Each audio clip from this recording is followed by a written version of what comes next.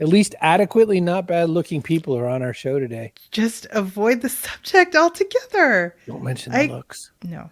They're Okay. everyone's perfectly attractive, but just leave it out of it. Okay. People Welcome to who the could be Backpack Show. attractive are coming on the Backpack Show today. You are Let's ridiculous. just leave it to anybody else's opinion. You are punchy at 7 p.m. Eastern. I guess I am. Yes, you 4 are. PM. Oh, look. There's my father, my biological father, Steve Brogan, and his wife, Diane Brogan. Who gave Literally, birth we were just saying we missed you yesterday. Boy, did we miss you. Hey, we have a show today that's All not the about same as yesterday. Differentiation. So today's show is differentiated. It's First, different. we're going to talk with Eric Simon, who is the creator of The Broke Agent, which is a media brand focused on the entertainment of real estate professionals. But he's funny. I mean, you can appreciate the humor even if you're not in real estate, I'm just going to say. And we'll talk with strategy innovator Karla about her book Differentiated and her abstract art. This is going to be big. So buckle up, buttercups. What does suo mean? Hey, Jacob. Jacob's over on his Twitch account for today. Oh, I love Jacob. I'm into it. Oh, it's 1 a.m. in Italy. 1 a.m. in Italy. Goodness gracious. Oh, sorry, Ricardo. All right. Buckle up, buttercups. We have a new intro today. Thank you, Dan.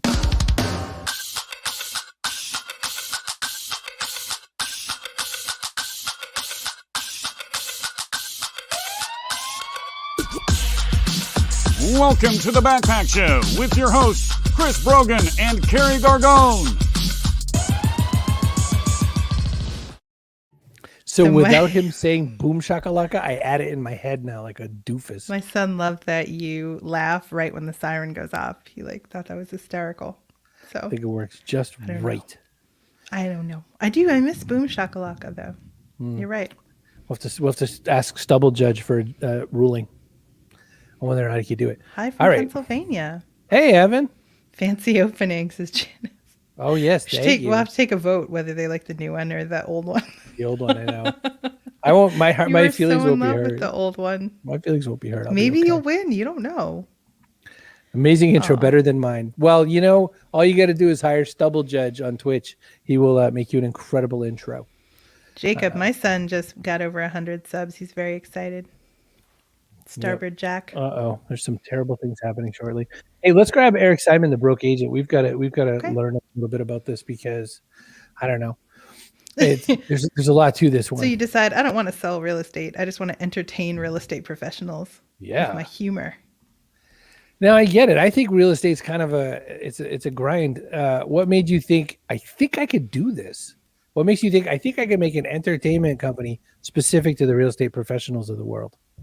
Well, I was a struggling realtor myself when I started this 6 years ago. So I was sitting dead open houses, inspections, struggling with cold calls, door knocking, and it seemed like everybody else in the industry was killing it. All I saw on Instagram was people posting motivational quotes, posing in front of cars, just sold, just listed. Everybody was crushing it besides me. So I was like, there's got to be someone that's covering the other side of real estate because 90% of agents fail in the first 5 years. So that's how I figured I could do it. I was always a decent writer. So I started making memes and doing tweets and picked up pretty quickly. I'm just thinking to myself, they must not have thanked you initially for the perspective.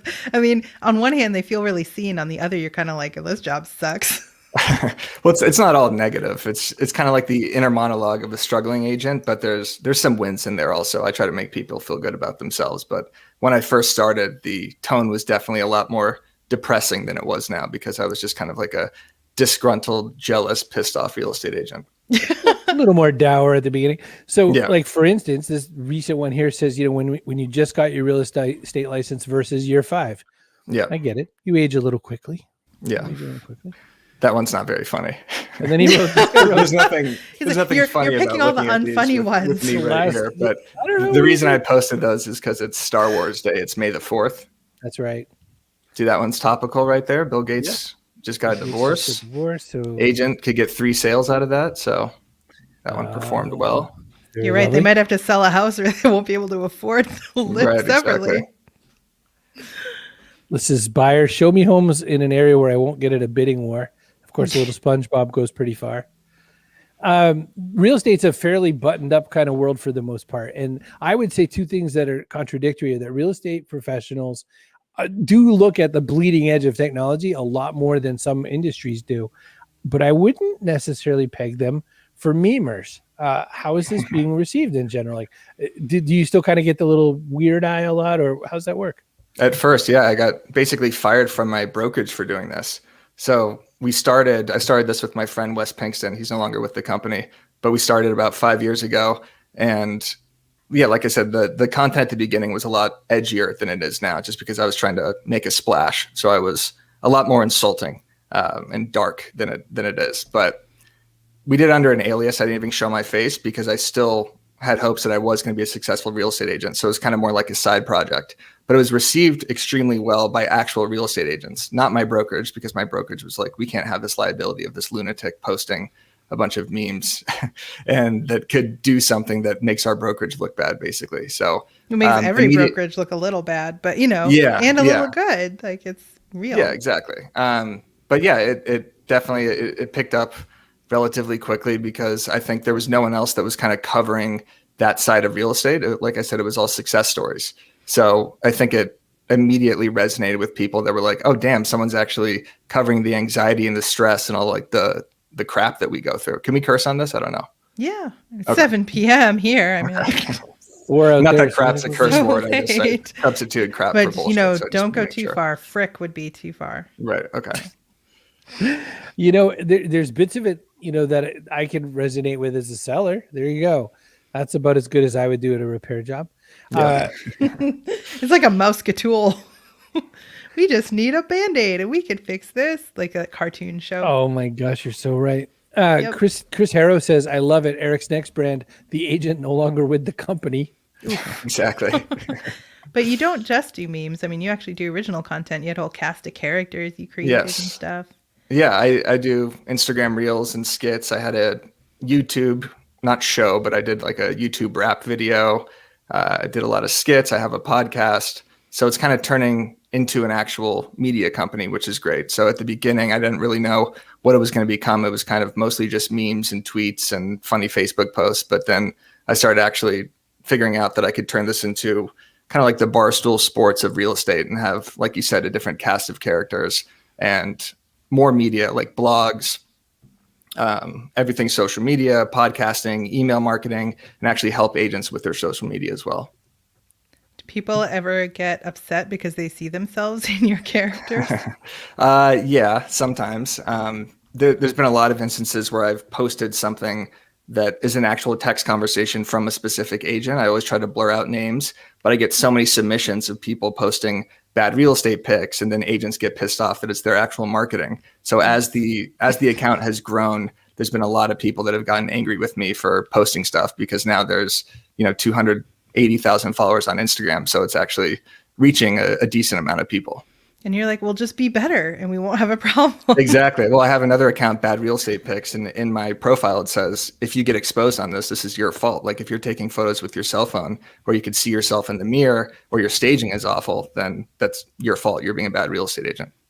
I like that one because there's an entire subreddit devoted to people who are trying to sell mirrors, and they're trying to find ways to not be in the shot of the mirror. So it's like pure easy brilliance. But your point, I mean, there's a lot of people who come to, I just said about how they're so bleeding edge, but there's a lot of people who come to it who are like dragged into even owning a cell phone, it seems. And I guess you're kind of bringing that out as well. Is there a theme to this? Like, are you saying, I want to make these kinds of jokes and these kinds of stories, not just to entertain, because I really hope that, I can inspire people to make a slightly better choice? Or does that filter into it? At the beginning, no. At the beginning, it was literally just to entertain and grow an actual audience. And I had no idea where it was going to actually go besides just sell some merch and speak at conferences. But as it's developed, there's been a lot of younger agents that have actually reached out to me for advice, which is probably not the smartest thing to do because I'm called the broke agent and I'm not selling a ton of real estate. But there's a huge gap when you get your real estate license and then when you actually start selling real estate. There's a huge education gap. People have no idea what to do. I felt like a complete fish out of water. I didn't know what escrow was, barely. I felt uncomfortable at every open house. Every conversation I had was extremely awkward. I just felt completely like out of my skin every single time. I felt like I was acting basically. And there's so many terms and so much that you just don't know that only comes with experience and actually doing a real estate transaction. So now I'm creating a course, not how to sell more real estate, but basically how not to feel like an idiot your first 5 years in real estate. And there's going to be skits and education, and there's going to be lingo and real estate terms decoded. And it's basically going to show people and show the things that I have done, which are so stupid, that shows people that this is what they shouldn't do, basically. I didn't do a great job at describing that, but I think that's the goal, basically. Yeah. No, I get it. I have two questions. Oh, go ahead. No. I was just going to say it's interesting because I'm a lawyer, but I don't practice. And boy, like all the ones who want to be lawyers, they don't want advice from me. Number one in my law school class, but they're like, she's a leper. She doesn't practice. Something is wrong with her.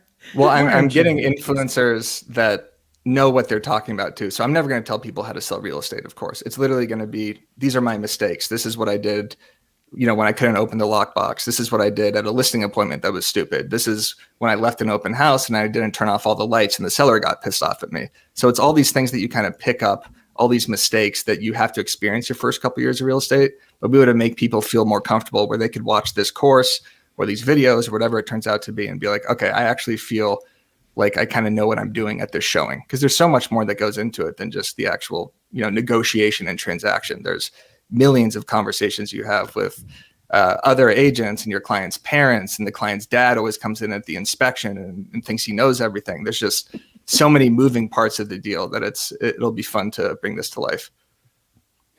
So as you're walking through that, I was thinking about the fact that, first off, if you're the broke agent and there's other people who call themselves real estate brokers, it's like you're on a path, like you're heading to be from broke to broker. That's my dumb joke. Yes.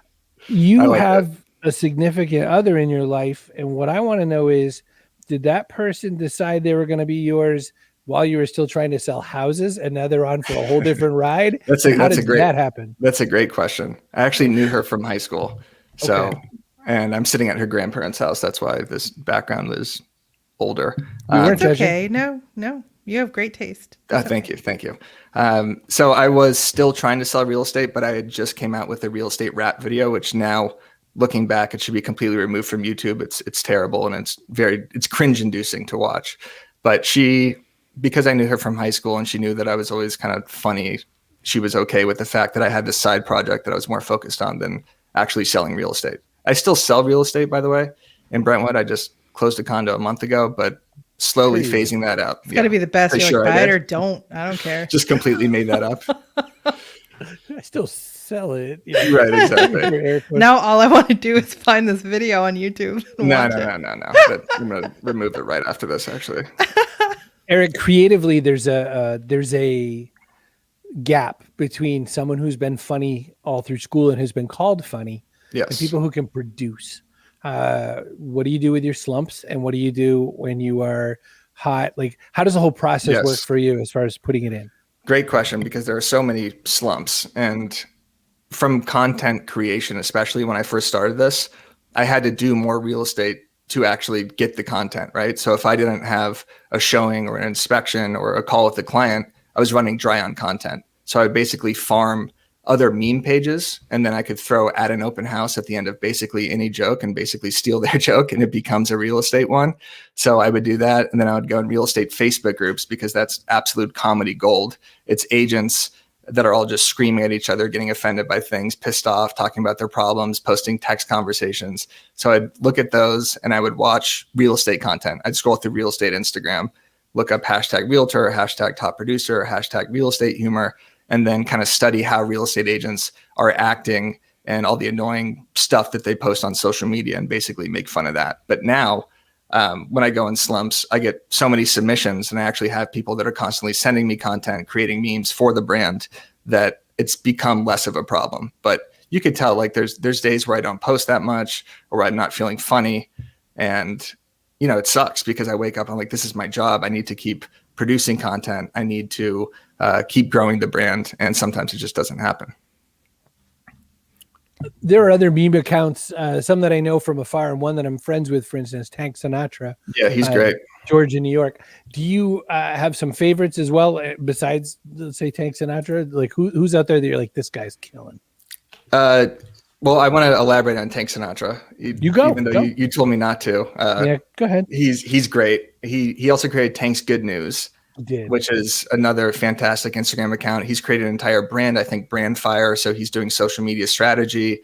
And I think people that could actually turn this into a business are, and he actually shows himself now. He's doing Instagram Reels and he's kind of the brand himself. So he's fantastic.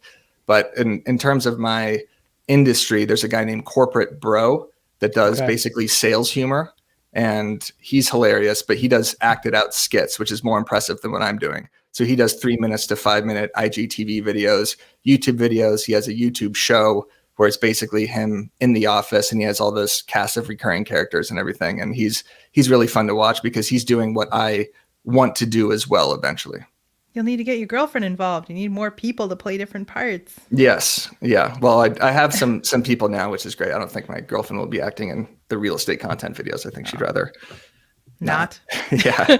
Carol's asking, do you ever batch create your content in advance? Yeah. Not as much as I should. I should schedule all my posts because if I go on a bender during a weekend or something and I'm not capable of posting, then the brand literally just stops. But, today was May the 4th, Star Wars Day. So last night I created a bunch of Star Wars memes.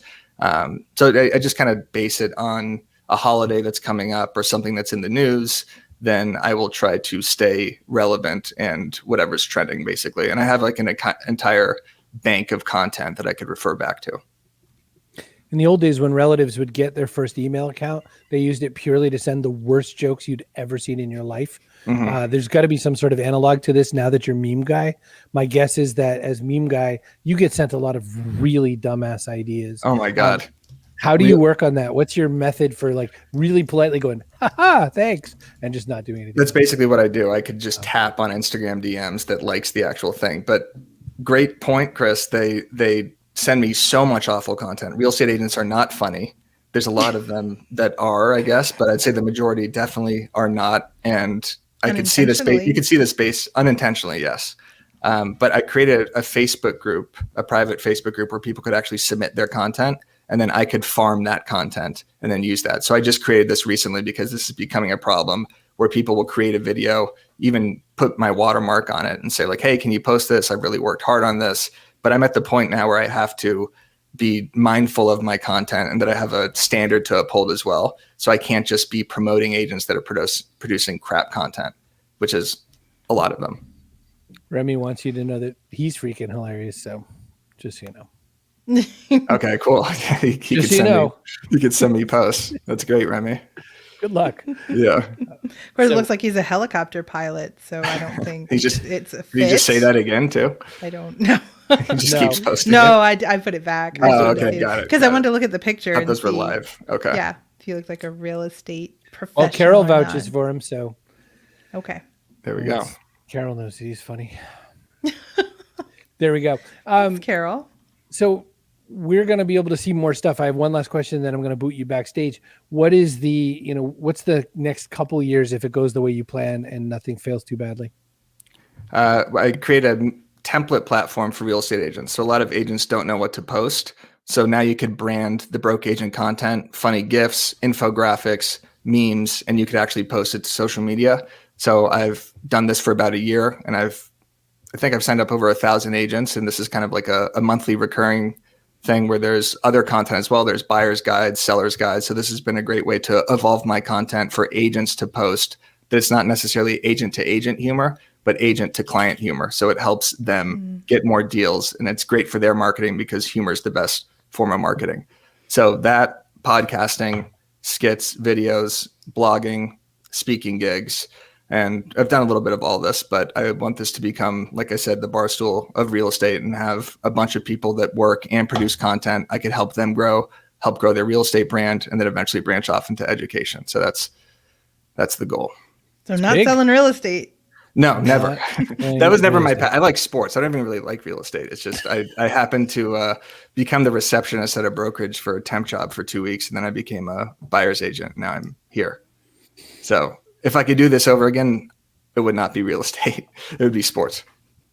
We can so find I just undermined. You can make fun of sports just as well as you can make fun of real estate. Yeah, and that might be the next. There's so much out there already. It'll be the next. Yeah. And this sells the broke agent to Caldwell or somebody. Yeah, exactly. This could also branch off to the broke actor, the broke attorney, the broke, it could have different industries that have people that are disgruntled in their professions and other personalities that kind of have this, and we promote each other, sell merchandise, hold conferences, who knows? So that's the All goal. right. I'm Sweet. pushing you backstage. All right. Stick around. say See you in a boop. minute. Boop. All right. Listen, before anyone runs off, don't forget we give away cryptocurrency if you're here at the end of the show. If you're here to put in your name, then you're going to get cryptocurrency. You're going to worth get real money. backpack coin. And these backpack coins are redeemable for things like wanting to come backstage. You can come backstage and watch the whole damn show from behind the scenes. You get to see the setup. You get to see who had the worst setup, Karla or Eric. You get to find out who made the worst bad jokes. The ridiculously inappropriate things Chris will How say. many bad things I say, like all the yellow cards you don't get to see. There's a lot to being backstage. So we'll tell you how to get some of that coin. Let me read some ads. Or you can just keep it and not do anything with it, which would be fine. You hold it. It's worth money eventually, or maybe not. I keep making and losing plenty of money. Hey, hate our faces? Listen to us instead. Castos has a wonderful podcast voice either. Platform. Why have to hate our voice? Then we're screwed. Castos.com is a podcast hosting site. We use it for the Backpack Show. You can do it too. Get some. Okay. Hey, would you like a .online account? Sure you do. You can have .online. You could have brokeagent.online for $1 whole US, which is worth less than my backpack coin. Use the code Chris, all caps, and you can get one for the first year anyway. We're sponsored by StreamYard. You want to make a cool show? Why? Because StreamYard's logo is a duck. I don't know. Look in the upper left corner. See it? Duck. Nope. Look at see where it says live. 2131. Yeah. Go further. See a mallard? There you go. Thank you. Sponsored by StreamYard. This is totally different. Ducks. That duck has headphones, obviously. Well, this duck is swimming. He can't have headphones. That's true. Now you're making sense. Now listen up. If you hate Google, and who doesn't really, you could go to a whole new kind of search engine. We're sponsored by Presearch. This was paid for with backpack coins. And then they went back and they bought another one. And then they went back and they bought another one. So the sponsorship? Yeah. With backpack coins. We have 3 with backpack coins. They bought 3 in a row now. So 3 weeks of Presearch now, one at a time. This is a decentralized search engine. This is where things are going. There's a whole concept called decentralized autonomous organizations, DAOs. And this is not necessarily that, but it's in the family of things like this. Presearch.io, protect your privacy, earn crypto rewards, and end the search monopoly. I just made myself laugh thinking end the search monopoly. So that was going to be a thing. That was going to be a thing. So sweet thing. We're going to show you at the end of the show how to get some of these coins. So stick around. You will be there. Hey, Debbie says she used Presearch today. I am not surprised, but I'm surprised. Presearch.io. Okay, that's it. Hey, and apparently there's swimmer headphones.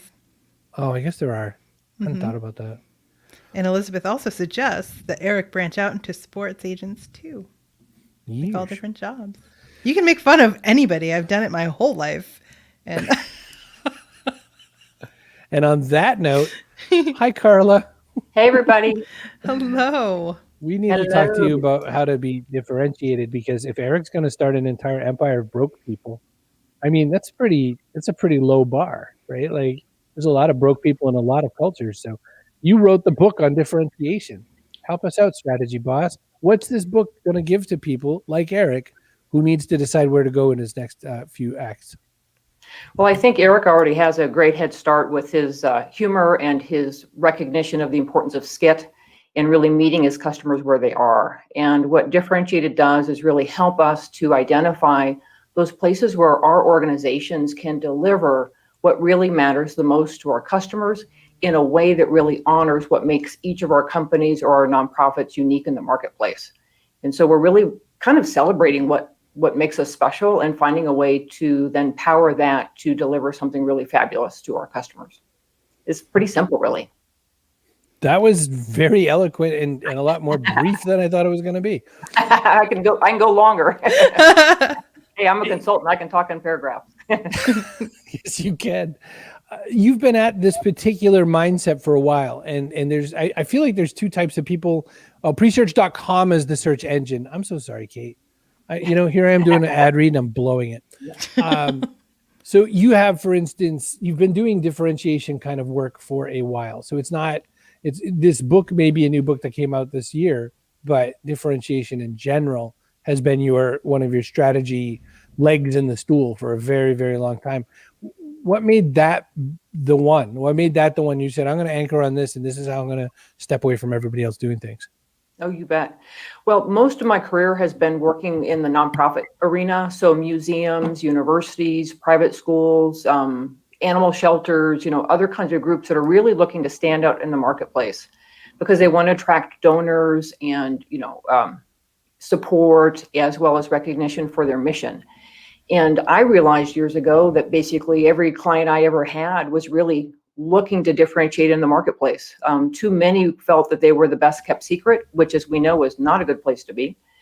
And once I realized that was true, what I did was I really wanted to deliver as much of my kind of talent as I could to help them figure out, how do we really capture what makes you special? And then how do we build your business strategy or your game plan to make that a reality? And just trial and error and a lot of just hands-on experience.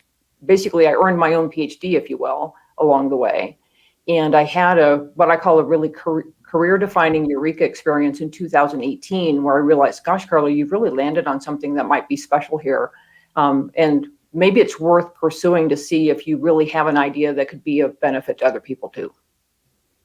So it sounds like there was a gap there between what you picked up in your own education and what you needed to know to be successful, just like Eric with, getting his real estate license and then being like, okay, now what am I supposed to do? You bet. Well, I think especially, consulting can be a bit of a lonely profession, if you will. You certainly have colleagues and folks that you work with, but you're often, especially as you get to be more experienced in your field like I am, you're like the person who's like in front of the client, right? So the client's really looking to you to have the answers. And as I've evolved in my career, of course, I'm doing a lot of mentoring and that sort of thing too. But what I found was I was doing a lot of self-study. And one of my goals with writing the book has been to basically make my tools and my ideas available to other consultants who want to really upskill, especially today, because, coming out of the pandemic, none of our organizations are the same as they were in 2019. So you can't just like dust off your old business plan or dust off your old strategy and hope to update it a little bit to stand out today, because all of our customers are different too. And we really need to understand, how we can really matter the most to them and deliver on that experience so that we can really achieve competitive advantage is really what it comes down to. The overview, for instance, that I saw on the site talking a little bit about going through this, it's pretty straightforward. I mean, you can get it on 4 Post-it notes. You have to understand what's going on. You got to reveal things. You have to discover things, and then you have to design. But it, of course, is so much more than that. One question I have about that is just that how much there has to be there for this to really work? If I'm selling hot dogs out on the street, am I going to be able to differentiate, or is there like some kind of a ceiling to this? Well, I do think that for every company, well, think about it this way. You're either competing on cost or you're competing on differentiation. There really isn't anything else. And who can compete on cost? You might be able to do that for a while, but that's often a slippery slope because somebody else will figure out a way to sell the hot dog for 10 cents less. So everybody's going to walk 2 blocks over to get the cheaper hot dog.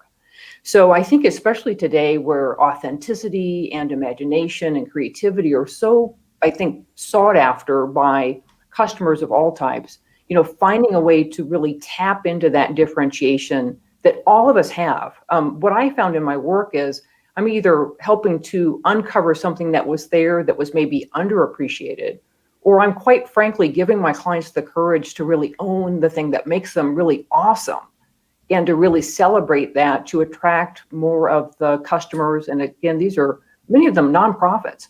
And so it helps them really to deliver on their mission in a more powerful way and make a bigger difference in the world. And, that's so much, needed today. Maybe the problem is your marketing, Chris. You should put up a hot dog stand that's like enormous wieners. Highly differentiated. For cheap. Yeah. One of the things I saw in reading about you is also just that you're trying really to help companies that are, I don't want to say it to sound bad. There's so many companies that are like, oh, it turns out people like if we like a cause, I guess we'll just go pick a cause. You're trying to really align that a little bit. Those must be some difficult conversations, especially when someone's kind of picking cause of the month. It really is. Well, and the same thing happens with nonprofits too, where it's easy to just chase the money, right? We're going to we'll say we're really about this, but if a foundation is going to offer us a grant for that, we'll just go chase after that. And we'll kind of give up what it is that we've believed in. But I think also on the customer side, what's important to realize is that, each of us with the power of the cell phone, or especially today, the smartphone, quite frankly, each of us can kind of, scroll or click or find something that really catches our attention at the drop of a hat. And so it makes it that much harder for an organization to really stand out, because we really need to understand what's going to really, as we talked about earlier, really garner that attention like Eric has in his work, to get somebody to say, I'm going to pay attention to that and I'm going to engage with that work, especially if it is, purpose or mission based. So one way that you differentiate yourself from other strategists and consultants in the world is your art. Yes. And we get a lot of that. What medium do you use the most, and where are you in your journey with art, and what are you trying to get at with it? Oh gosh, well, and thank you for having pictures. So I started out painting in acrylic, and I was hoping really to be a landscape painter when I started. I love landscapes, but I'm a crappy landscape painter. It's just not where my energy and my talent shows up. And what's been interesting is I've been painting more and more as my work was taking off in differentiation. And what I found was that by happy accident, kind of quoting Bob Ross, the famous PBS artist, I kind of found the process that you can see right there, where I started layering paint of different types. So I might layer latex over acrylic, or latex over oil, or a combination. I'm literally pouring white house paint on top of other paint. And then I'm using my palette knife to kind of dig in and excavate the paint, or kind of pull it up, if you will, while the latex is making a little bit of a coating, almost like your ice cream cone at Dairy Queen. You know how it makes that shell? Then I kind of dig that up and make that and create new pieces. So it's really, I just love it. It's a lot of fun, and you can, you really get lost in the experience of it. And then you just have the joy of creating something original that I find then just fuels my originality and my approach to strategy too. How big are these pieces that we're looking at right now? Some are like that one right there I've got right here with me. It's about, I think it's 30 by 48. That one is probably closer to 25 or 24 by 24. I can only get a piece that I can fit in my RDX in the truck, right? I do have a friend with a big pickup that could bring some bigger canvases over. Big though. You specialize in like big ass art. Yeah. Big abstract art. Yeah. Well, you get to make bigger strokes. I mean, that's, I was thinking about it recently, each of us has a big life. How do you power through and make bigger strokes? And so, I just painted my studio, and when I was going back through it, it's like, oh no, you can see the places where I've gone through with my palette knife, like a piece like that, and paint will be like flying around in the studio a little bit. So I just don't let my husband in my room anymore. Well, if you start hanging up plastic tarps, people ask questions, you know what I mean? Yeah. So Kate wants to know how long it takes you to make one of those pieces. A great question, Kate. So it's a multi-step process. And so depending on the type of paint, I may actually have between 5 and 7 or 10 layers of paint. And so you'll need it to dry. Of course, with oil paint, that takes longer. So it'll be over the course of several weeks. But in terms of total hours, I work pretty quickly. Once I get inspired, I just want to kind of get in there and create. So the actual process may be a few hours at a time, but then I'll have to set it aside and come back to it. I want to point something out too that people probably can't read at the size of the screen right now. Yeah. A lot of these are very affordable. Spring Cleanup is a $450 piece. Pudge, Yes. which is the one I'm looking at right now, so don't anyone else look at it. Pandemic Pudge. That's I look at $500. Pandemic Pudge every day. Pandemic Pudge is a good one. This is a little cutie that I made. This is like 10 by 10. That was like popcorn art. Like one of the it's got a lot of texture, if you can see that from the side.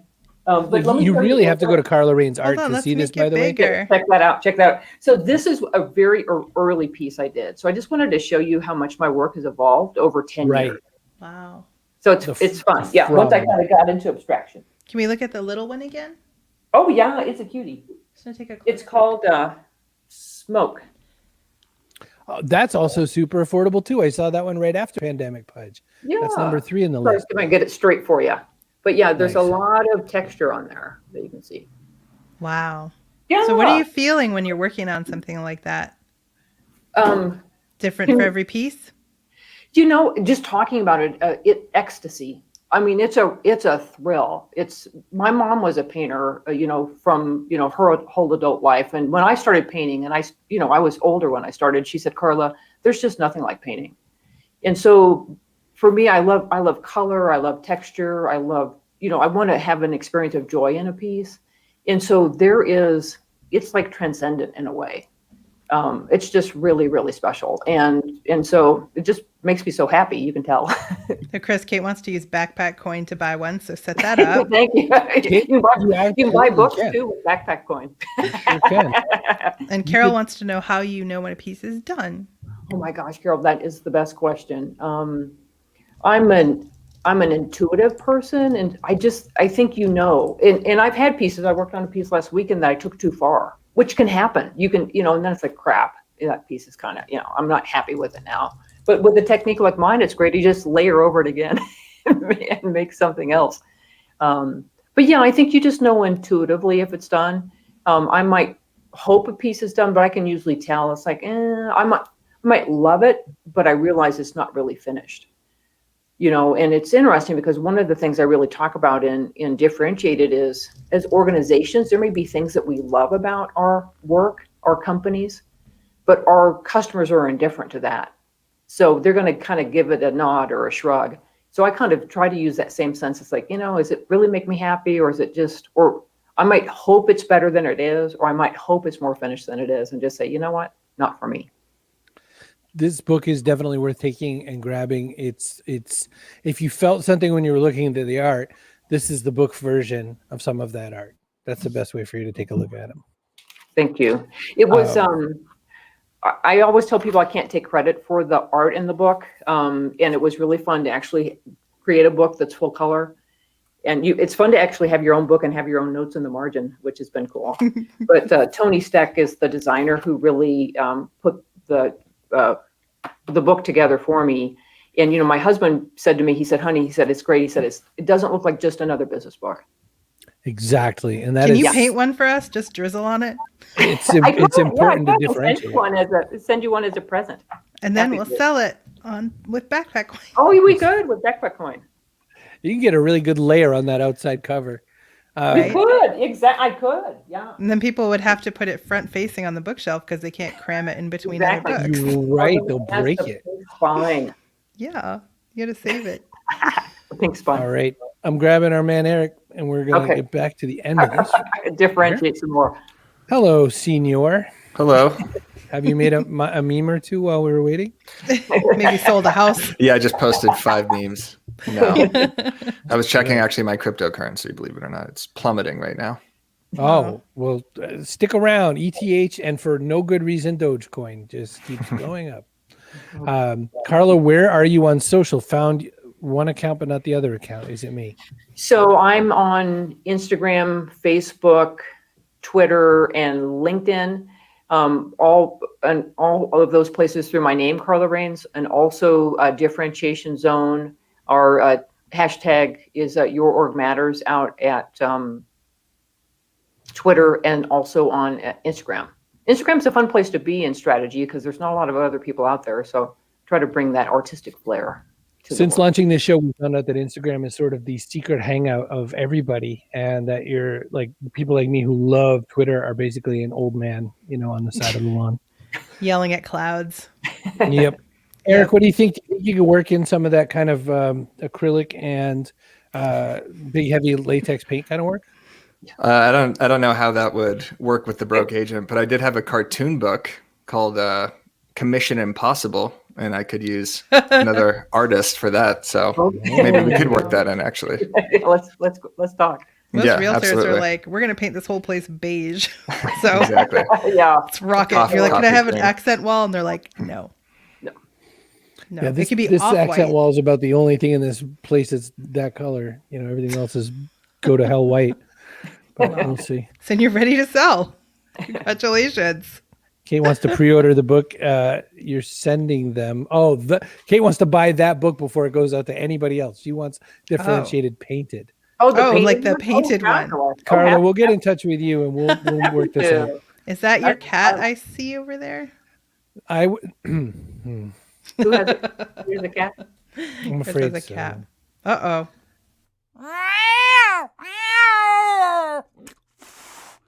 Hey, Chris, buddy, feline invasion coming your way. Hit the floor, man. Hit the floor. She just loves you so much. Hmm. There's something about owning a black cat. So, I did wear my sequin since we're, now that you're in the evening show. Fancy. Yes, Yeah, thank you. this- I had a this for you, sequin yeah. wall last night, but people missed my background because I have little pieces from previous guests and stuff. So I said, oh, right. we had to get back to the I'll put background. it back. All right. Listen, we're going to ask you some questions and then we're going to talk a little bit about cryptocurrency. So everyone stick around to the end to get that crypto that we're doing. But we have to ask you the one last question. We have to do person of the day first. Do I even So run many a things to show? do. So many things. Oh, and here's our person of the day. Kaboom! Boy, I don't, you know what I'm going to give it to? I'm going to give it to our new guy, Remy, and his giant meat tubes. Yay. That was a good one. That was his hot dog company name, Giant Meat Tubes. There's a man who understands Good. marketing. Guy's Yeah, funny. right He to the- should DM me. He kept Uh, We saying, gotta Remy, get- go kept find saying the he's broke agent. funniest real estate agent. Remy, if you Hit me have up, a Remy. rally.io account, we'll send you some backpack coin because you're person of the day. Because you're person of the day, you get some coins just for being that person. All right. So we ask the same question to every guest that's ever been here. It's the only question like that in the whole show, which is the question, what goes in your backpack? Now, this could be something physical. It could be something metaphorical. Carrie, what's a good example of something physical people could put in their backpack? Extra set of teeth. An extra set of teeth, just in case. It could be also something metaphorical. What would be a good metaphorical thing to add to a backpack? Kindness. Kindness. Every time. So yeah, that's what we got. So I'm going to start with Karla this time, and I'm going to ask you the question, what goes in your backpack? I think I'm packing my palette knife. So if I'm out on a trip or someplace fun and I can grab a tube of paint and I can paint a book cover or do something else fun, that's what I'm going to do. I like it. And defense. Yes. Eric Simon, the broke agent. What goes in your backpack, sir?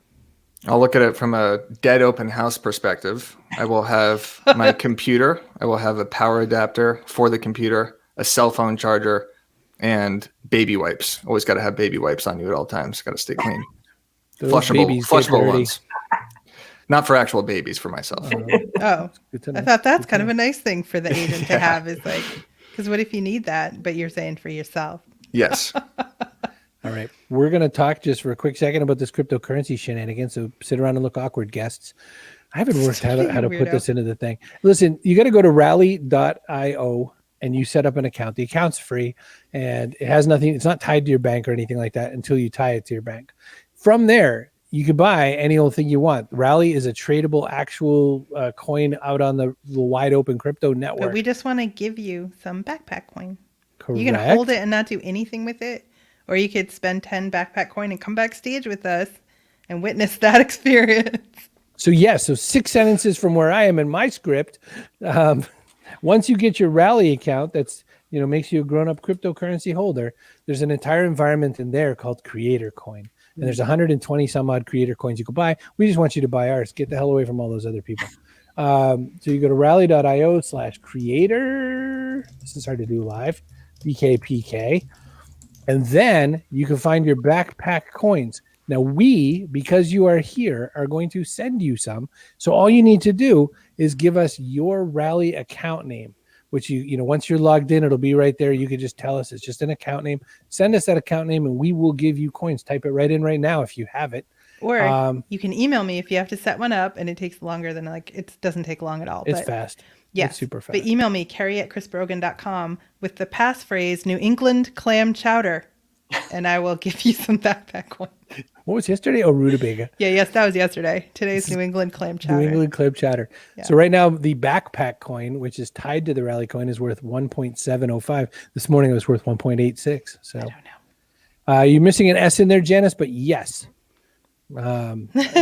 Strangely, I'm starting to remember people's Rally accounts. That's funny. So many things Yeah. taking up space in my head I don't want there.